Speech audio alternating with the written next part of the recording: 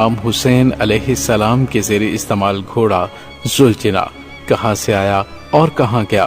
حضرت مسلم بن عقیل علیہ السلام سے روایت ہے کہ اے لوگو، حسین ابن علی علیہ السلام کے گھوڑے کے سموں سے اڑتی ہوئی مٹی کے پیچھے چلتے جاؤ، جنت میں پہنچ جاؤ گے۔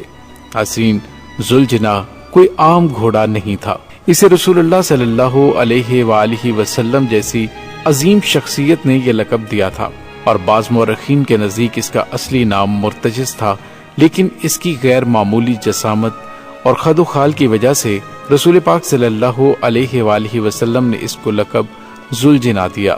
بعض مورخین کے نزدیک ذوالجناح اور مرتجز دو الگ الگ گھوڑے تھے، لیکن یہ بات بعض مورخین کے نزدیک بعید قیاس ہے۔ ذوالجناح جسمانی ساخت کے لحاظ سے دوسرے جانوروں سے مختلف تھا۔ اس کی پیشانی پر ایک خوشنما اور چمکدار ابھار تھا۔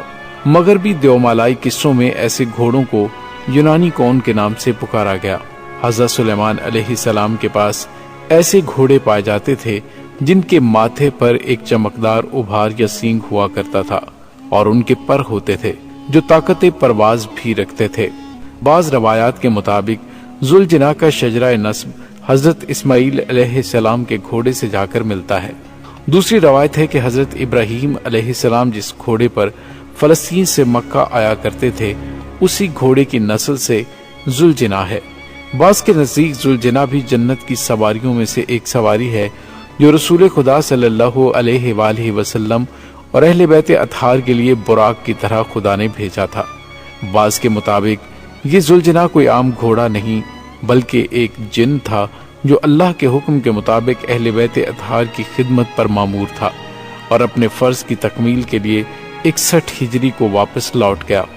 بعض کے نزدیک ذوالجناح ایک فرشتہ تھا جسے یوم عاشورہ کے واقعات کا گواہ بننا تھا، جیسا کہ حجر اسود بھی ایک فرشتہ ہے جو عہد الست کا گواہ ہے، اور اللہ تعالیٰ نے پتھر کی صورت میں اس فرشتے کو دنیا میں بھیجا تاکہ اس بات کی گواہی دے کہ کون لوگ عہد الست پر قائم رہے۔ ذوالجناح قدرت کے مطابق واقع کربلا کا گواہ ہے۔ مورخ یہ لکھنے پر مجبور ہو گیا کہ رہوار حسینی گھوڑا نہیں کسی اور دنیا کی مخلوق نظر آتا ہے۔ ناظرین، ذوالجناح رسول اللہ صلی اللہ علیہ وآلہ وسلم کے پاس کیسے آیا؟ ذوالجناح کو رسول پاک صلی اللہ علیہ وآلہ وسلم کی خدمت میں تحفے کے طور پر پیش کیا گیا۔ ایک واقعے کے مطابق مصر کے علاقے اسکندریہ کے بادشاہ مقوقس نے رسول اللہ صلی اللہ علیہ وآلہ وسلم کی خدمت میں ایک خاتون سودا بنت رما کو اور ایک بے مثال گھوڑا روانہ کیا۔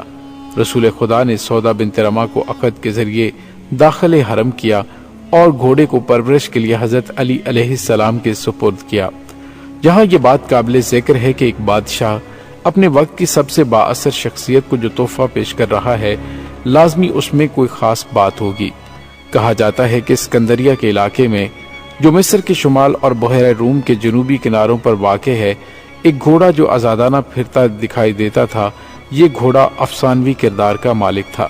بہت سے بہادروں اور مہم جوؤں نے اسے گرفتار کرنے کی کوشش کی لیکن ناکام رہے۔ اس طرح اس گھوڑے کا قصہ زبان زد عام ہو گیا۔ ایک طرح گھوڑے کا ذکر مافوق الفطرت داستان کے طور پر ہونے لگا۔ بادشاہ مقوقس نے رسول خدا صلی اللہ علیہ وآلہ وسلم کی خدمت میں بے مثال تحفے بھیجنے کی خاطر اپنے کارندوں کو اس گھوڑے کو پکڑنے کے لیے روانہ کیا۔ مقوقس کے کارندے اس گھوڑے کو پکڑنے میں تو کامیاب ہو گئے لیکن اس میں سوار ہونے میں ناکام ہوئے۔ چنانچہ اس گھوڑے کو اسی طرح رسول خدا صلی اللہ علیہ وآلہ وسلم کی خدمت میں روانہ کیا گیا۔ اسکندریہ سے مدینے تک تمام راستے میں اس گھوڑے کو بڑے بہادر افراد قابو میں رکھتے۔ جب اس منہ زور گھوڑے کو رسول خدا صلی اللہ علیہ وآلہ وسلم کی خدمت میں حاضر کیا گیا تو نبی پاک صلی اللہ علیہ وآلہ وسلم نے اس جانور کو انتہائی پسند فرمایا۔ جب رسول اللہ صلی اللہ علیہ وآلہ وسلم نے اس کی گردن پر ہاتھ پھیرا تو اس نے خوشی کا اظہار کیا۔ اس کے ساتھ ہی اس کی منہ زوری اطاعت میں تبدیل ہو گئی۔ رسول اللہ صلی اللہ علیہ وآلہ وسلم نے اس وقت اس کو ذوالجناح کا لقب دیا اور پرورش کے لیے اس کی رسی مولا کائنات کو دے دی۔ اس طرح یہ ان کے ساتھ ایسے چل پڑے جیسے صدیوں سے منزل کی تلاش میں بھٹکنے والے مسافر کی روح کو منزل پا لینے کے بعد قرار آ گیا ہو۔ ذوالجناح کا رنگ داغ موتی کی طرح سفید تھا، لہٰذا پتہ چلا کہ یہ ذوالجناح حقیقت میں رسول اللہ صلی اللہ علیہ وآلہ وسلم کا ہے۔ اس میں قدرت کا راز یہ ہے کہ آئندہ جب بھی ذکر ذوالجناح ہو فقط راہوار حسینی کی وجہ سے نہ پہچانا جائے، بلکہ اس کا ذکر ہو تو یاد رسول خدا صلی اللہ علیہ وآلہ وسلم بھی تازہ ہو۔ اور ذوالجناح کو یہ بھی شرف حاصل ہے کہ اس کی پشت پر سب سے پہلے اللہ کے نبی صلی اللہ علیہ وآلہ وسلم سوار ہوئے تھے۔ اس کے بعد مولا کائنات حضرت علی علیہ السلام، اور پھر امام حسن علیہ السلام، اور آخر میں امام حسین علیہ السلام نے سواری کی۔ ذوالجناح، مرتجز، عقاب، میمون وغیرہ یہ وہ گھوڑے تھے جو کہ پیغمبر اسلام صلی اللہ علیہ وآلہ وسلم کو مختلف ملکوں کے حکمرانوں نے تحفتاً بھجوائے تھے، اور یہ گھوڑے رسول اللہ کے استعمال میں بھی رہے۔ یہ نبوت و امامت کا معجزہ ہے کہ ان سے مربوط منسوب کسی بھی شے پر زمانے کی کثافتیں نظر انداز نہیں ہوتی۔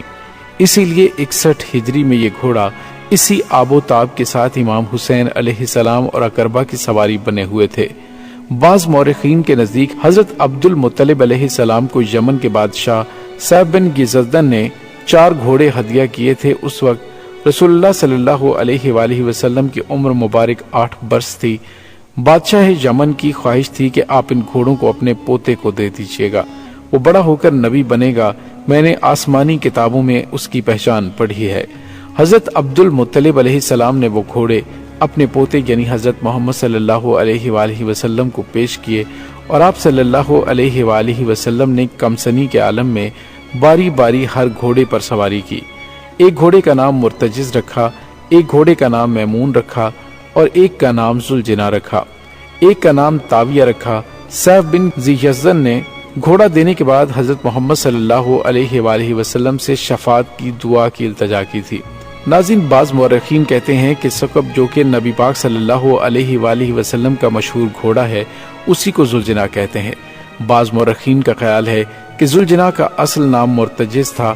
چند مورخین کے نزدیک عقاب اور ذوالجناح ایک ہی گھوڑے کے 2 نام ہیں، لیکن خیال یہ ہے کہ رسول پاک صلی اللہ علیہ وآلہ وسلم کے پاس جناح نام کا ایک گھوڑا تھا جسے بعد میں ذوالجناح کہا جانے لگا۔ سید جعفر الزمان نقوی لکھتے ہیں کہ حمیری خاندان میں سے بازان تبع یمن تھا جو کہ سیف بن گزین کی اولاد میں سے تھا۔ جس وقت رسول اللہ صلی اللہ علیہ وآلہ وسلم